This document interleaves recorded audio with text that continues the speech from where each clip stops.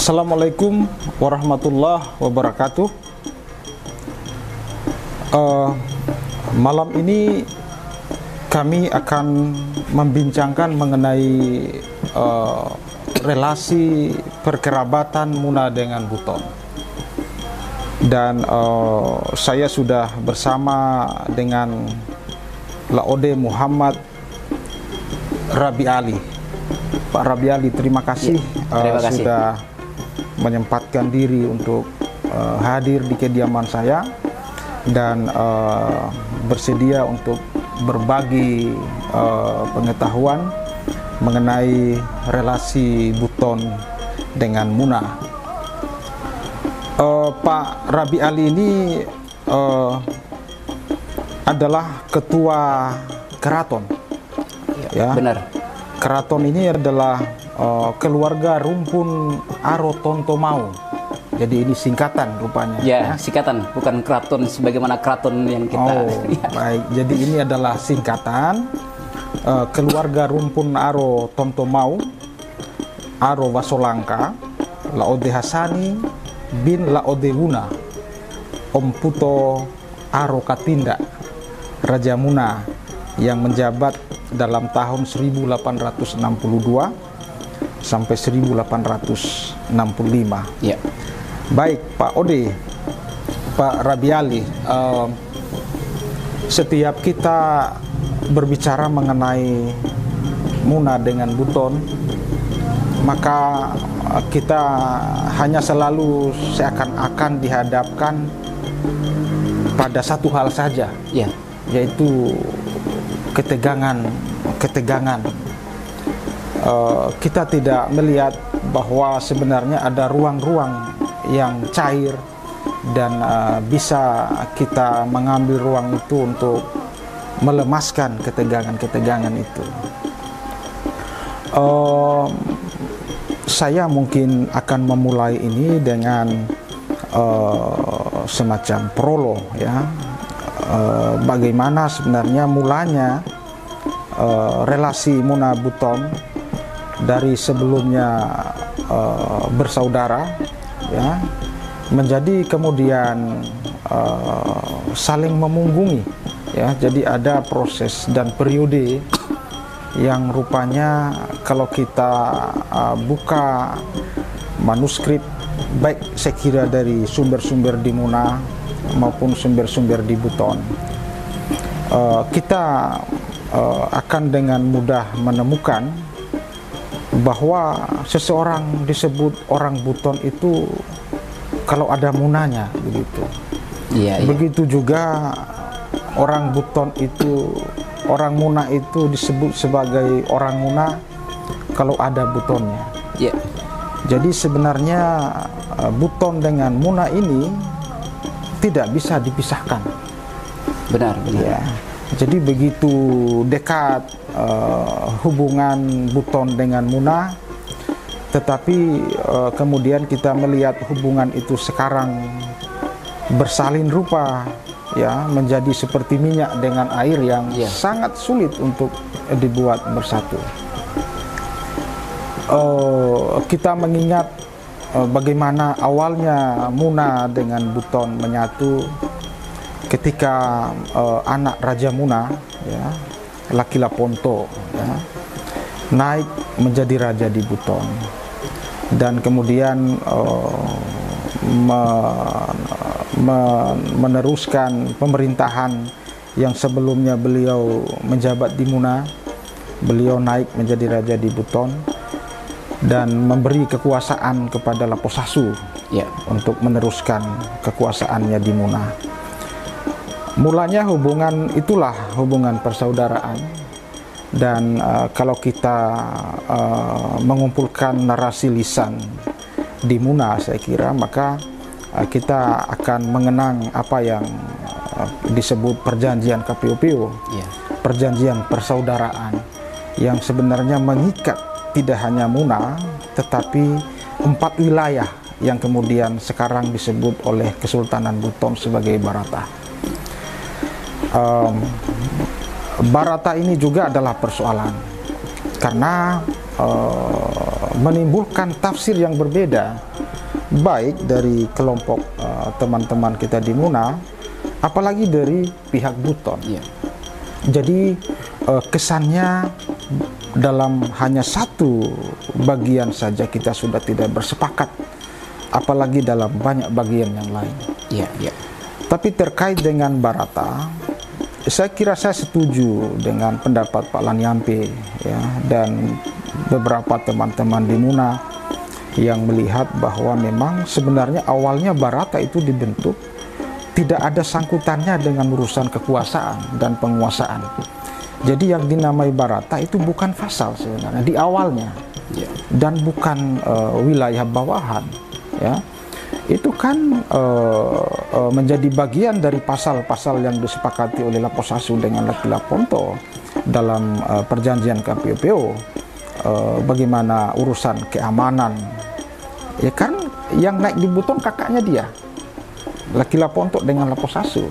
Jadi dalam urusan saling menjaga, maka itu menjadi tanggung jawab keduanya, bukan dan tidak menjadi persoalan kekuasaan.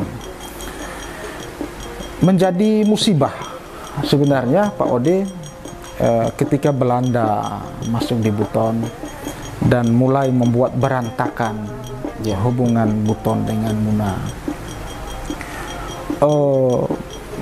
Belanda lah yang mengubah wajah Barata dari sebelumnya persekutuan menjadi diputar sebagai vasal.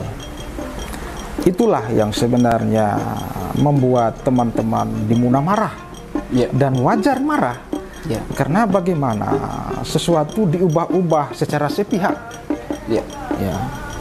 Dan saya kira saya memaklumi kalau teman-teman dari Muna memang marah dan menolak itu, menolak apa yang disebut oleh Laodeng Kadiri, Sangya Kaindaya, itu sebagai sebuah tindakan sewenang-wenang dan sepihak dari yang dianggapnya saudaranya. Muna kemudian bermanuver dengan memulai membangun aliansi dengan Goa. Jadi sebenarnya poin dari yang mau saya sampaikan Pak Ode, relasi Muna dengan Buton ini hanya berselisih saja dalam urusan kekuasaan. Dan saya kira itu lumrah. Ya, di mana-mana tidak ada kekuasaan yang tidak menyisakan perselisihan. Dan itu lumrah menurut saya. Itu biasa. Yang tidak biasa adalah kita-kita ini yang ikut baper dan terbawa-bawa untuk kemudian saling melihat dengan ujung mata. Saya kira bukan rahasia lagi bahwa bagaimana teman-teman di Buton melihat orang Muna, sebaliknya teman-teman di Muna melihat orang Buton. Tidak bisa kita tutupi bahwa persoalan masa lalu itu belum selesai. Dan ini adalah tanggung jawab dan tantangan anak-anak muda Buton dan Muna untuk mengambil jalan tengah. Bagaimana diskusi-diskusi seperti ini dibangun, dan kita harus berani melepas subjektivitas kita supaya kita lebih berbicara objektif. Gitu. Jadi mungkin itu Pak Ode semacam pemantik dari permulaan diskusi kita ini. Saya mungkin ingin itu tadi mungkin subjektivitas saya. Sekalipun saya berusaha melepaskan diri dari saya disebut sebagai orang Buton, lalu kemudian memihak Buton. Tidak seperti itu. Saya ingin berada di jalur tengah dan melihat persoalan dari tengah-tengah. Gitu. Saya ingin mendengar bagaimana sebenarnya teman-teman dari Muna melihat hubungan Buton dengan Muna ini seperti apa. Kenapa kesannya kok seperti dalam tanda petik ini tegang-tegang terus begitu. Dalam urusan provinsi, kenapa sih tidak misalnya bersama-sama saja berjuang? Kita ini kan bukan orang lain, sesama kita. Kok harus Tapi saya memahami ada trauma juga memang, Pak Ode, bagaimana soal-soal masa lalu yang tidak tuntas dan terus itu menjadi masalah sampai sekarang. Itu terus akan menjadi masalah kalau tidak kita berani bicarakan dan menyelesaikannya. Itu akan terus mengendap dan membara. Jadi saya senang Pak Ode datang di sini, dan saya dan seluruh teman-teman yang menonton ini juga berharap mengambil manfaat dari pertemuan ini. Baik Pak Ode, mungkin itu tadi pengantar dari saya.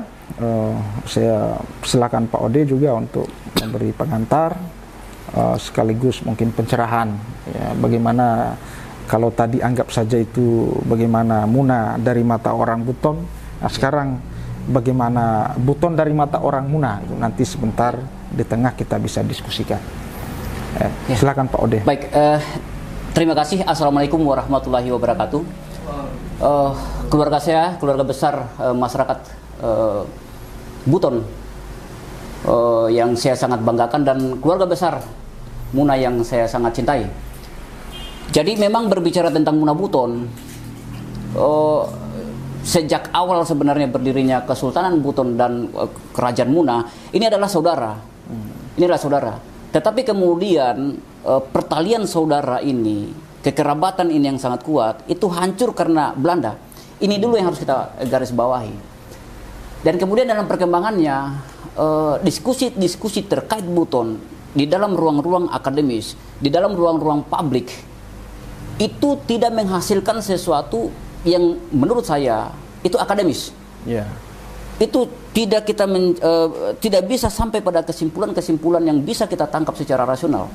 Karena kenapa? Karena egoisme kita sebagai orang Muna akan berbicara dari kepentingan Muna, egoisme kita sebagai orang Buton akan berbicara tentang kepentingan Buton.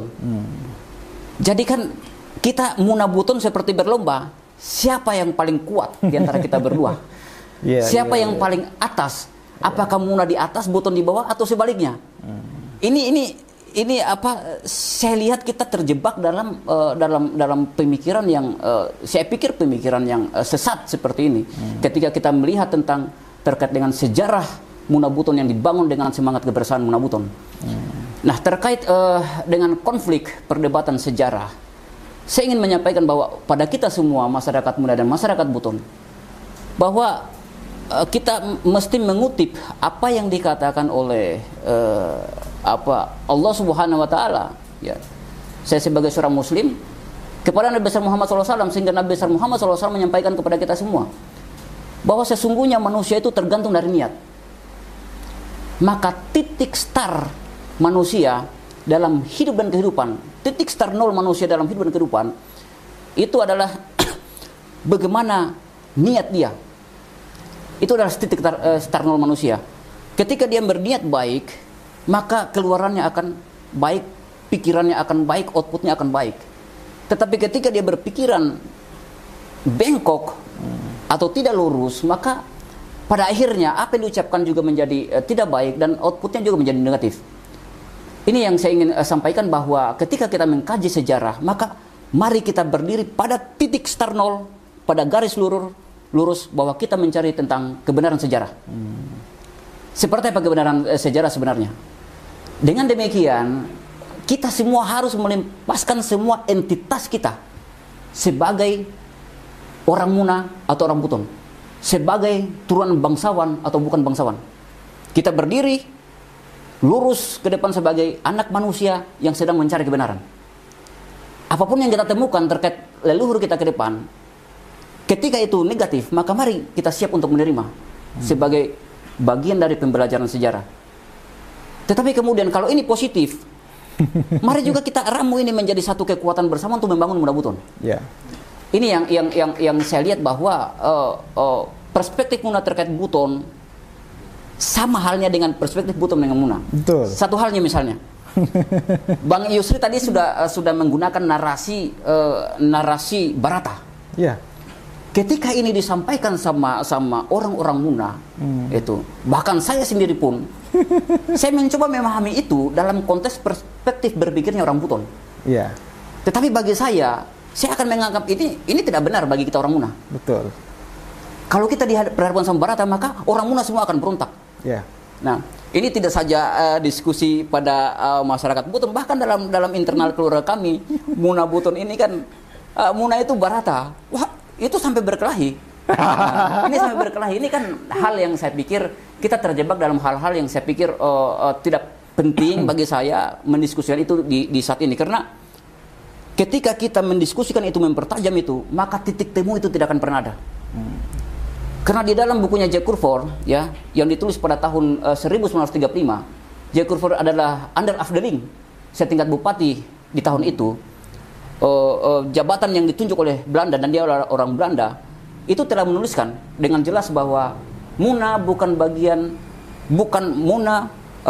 Barata daripada Buton. Muna tidak pernah ditaklukkan oleh pada Buton. Muna bukan menjadi bagian daripada Barata Buton. Itu sudah sangat jelas, dan itu yang kemudian direkam oleh pemikir-pemikir di Muna, budayawan Muna, dan masyarakat Muna. Bukan saja itu, tapi juga cerita-cerita leluhur yang menyatakan kita bukan Barata dari Barata Buton. Nah, saya kira kalau ini kita perdebatkan sampai akhir zaman pun tidak akan selesai, Bang. Ya. Kita tidak akan selesai, kita akan terjebak di situ. Maka bagi saya hal-hal yang sangat penting adalah bahwa bagaimana kemudian Barata ini kita tempatkan pada porsinya masing-masing. Ketika masyarakat Buton berpikir tentang Barata, biarkanlah mereka berpikir seperti itu. Menurut mereka. Ya kita bukan juga. Tidak usah kita pertentangkan. Itu. Menurut mereka kita Barata, menurut kita bukan. Begitu. Tapi kalau kita mau gontok-gontokan terhadap itu, kita mau kaji ilmiah begini begitu, dari dulu sudah ada kajian-kajian ilmiah terkait pada itu. Tapi pada akhirnya kesimpulan itu tidak ada. Nah, sehingga saya pikir diskusi itu menjadi tidak bukan tidak menilai positif, tetapi kemudian itu menjadi energi kita terbuang percuma untuk mendiskusikan hal-hal yang bagi saya sudah tidak penting lagi, apakah Barata tidak, tapi bagaimana kita, apa sih yang bisa menyatukan kita, yang kemudian Muna Buton ini bisa bangkit bersama sebagaimana sejarahnya di masa lalu. Saya pikir sebagaimana Pak Layusri tadi sampaikan, karena Layusri ini adalah budayawan Buton, ya, yang dalam diskusinya itu selalu dicerca sama kawan-kawan di Muna. Ini diserang sama kawan-kawan di Muna, dicaci maki sama kawan-kawan di Muna dengan statement-statementnya. Saya pikir itu adalah sebuah dinamika dalam diskusi. Tetapi bagi saya, yang paling penting adalah bagaimana perbedaan-perbedaan itu kita minimalisasi, karena kita hilangkan. Karena kalau kita perdebatkan itu tidak akan berujung. Sekarang bagaimana kita menyatukan kita sebagai orang Muna dan orang Buton, bahwa kita adalah satu leluhur sesungguhnya. Banyak bukti-bukti sejarah, ke depan kita akan diskusi banyak bukti-bukti sejarah tentang itu. Dan kemudian mungkin tadi saya klarifikasi juga bahwa ketika Laki Laponto ditunjuk menikah, dalam ceritanya kan mengalahkan Labolontio, itu kan cerita-cerita sejarah, mengalahkan Labolontio, bajak laut dari Torbelo, lalu kemudian Laki Laponto menikah dengan anaknya Raja Mulai, dan kemudian diangkat menjadi Sultan Buton, seperti itu. Lalu kemudian disinilah kemudian Laposaso kemudian menjadi Raja Muna. Di sini saya harus garis bawahi tadi, bukan ditunjuk oleh Laki Laponto, tetapi ditunjuk oleh Sarano Muna. Karena Sugimanuru sebagai ayahanda Laki Laponto telah membagikan penggolongan dalam masyarakat Muna itu, sehingga dia digelar Mepasokino Adati, yang mengatur adat-adat yang ada di Muna, bahwa garis laki-laki dari keturunan adalah menjadi Raja Muna. Nah, ketika Laki Laponto kemudian naik menjadi Raja Buton dan Sultan pertama Buton, maka Sarano Muna memilih, bukan ditunjuk oleh Laponto, memilih secara otomatis bahwa yang menjadi Raja Muna adalah Laposaso. Nah, itu saya pikir gambaran awal kita. Jadi perbedaan-perbedaan pemikiran terkait Barata dan lain sebagainya ini sudah sejak kecil saya sudah dengar ini, dan ini tidak selesai, dan habis energinya kita untuk diskusi terkait ini. Sehingga apa sih yang harus kita pikirkan terkait dengan bisa tidak Muna Buton ini bersatu bersama-sama, mana yang sama tentang kita, mari kita bangun. Nah, kita tidak bisa memungkiri sejarah masa lalu juga, bahwa di dalam banyak referensi memang terbukti dalam banyak referensi bahwa koalisi Buton, Bone, dan Belanda itu adalah sekutu besar. Nah, di mana Muna dengan Goa pada saat itu, di mana Muna dan Goa itu adalah sebuah fakta sejarah yang mesti kita terima. Maka kemudian kalau orang Muna katakan, orang Buton itu bersekutu sama Belanda, itu hal yang wajar karena memang terbukti secara dari berbagai macam referensi. Tetapi bagi kami itu bukan menjadi hal yang penting. Menjadi hal yang penting adalah bahwa kita harus sadar, kita ini adalah orang Muna sama dengan orang Buton. Kalau orang Muna itu katanya seperti ini, seperti itu, negatif dan lain sebagainya. Saya ini, Kanda, datang ke tanah Buton. Leluhur saya itu adalah Sultan Buton ke-19. Langkariri. Om Puto Sangya Manuru. Om Puto Sangya Manuru memiliki anak bernama Sultan Al-Hamim. Om Puto Sangya Waloa. Om Puto Sangya Waloa itu memiliki anak itu bernama Lapontimasa, Laude Pontimasa. Tertulis dalam buku Jar Kufur. Kapitalo Wawangi. Laude Pontimasa memiliki anak bernama Laude Tumowu. Itu Kapitalo Lakolau Buton. Dan Kapitalo ini menikah dengan anaknya, kemudian dengan cucunya Om Puto Sangia, Waude Aisyah. Dan kemudian Laude Tumowu memiliki anak Laude Wuna, Om Puto Oroketinda. Laude Wuna memiliki anak Laude Hasani, Arro Tontomau, Arwa Solangka, sebuah gelar. Laude Hasani memiliki anak 15 orang. Sebagaimana yang ada dalam baju saya ini sebenarnya 15 orang itu anak-anaknya. Ini semangat identitas sebenarnya. Dan salah satu kakek saya adalah Laude Tambere. Laude Tambere memiliki anak, salah satunya ayahanda saya. Ida saya dalam bahasa orang Muna adalah Laude Tengke, dan saya. Bahwa saya adalah generasi ke-8 daripada Langkariri. Maka kalau saya katakan orang Buton itu begini, saya menghina leluhur saya. Lalu kemudian orang Buton mengatakan orang Muna begini, mereka juga menghina leluhurnya. Baju yang dipakai oleh Kanda saya Yusri ini, Aputaiko. Keturunan terbesar ada di Muna. Oh, banyak sekali di Muna. Sangat besar daripada ada di Buton. Nah, sehingga ketika misalnya, orang Muna begini, kita ini memperdebatkan kemudian sesuatu yang tidak penting, yang kemudian kita saling menghina tentang leluhur-leluhur kita. Kita mendiskreditkan orang Buton, kita menghina leluhurnya kita orang Buton. Kita ke orang Buton juga mendiskreditkan Muna, mendiskreditkan leluhurnya orang Buton yang ada di Muna. Nah, ini bagaimana ini? Jadi bagi saya adalah hal-hal yang berbeda seperti minyak dan air, itu kita harus tutup secara perlahan-lahan. Biarkanlah orang Buton berpikir dengan perspektifnya, dan biarkan orang Muna berpikir dengan perspektifnya, maka persamaan apa yang bisa kita bangun secara bersama untuk membangun Muna Buton.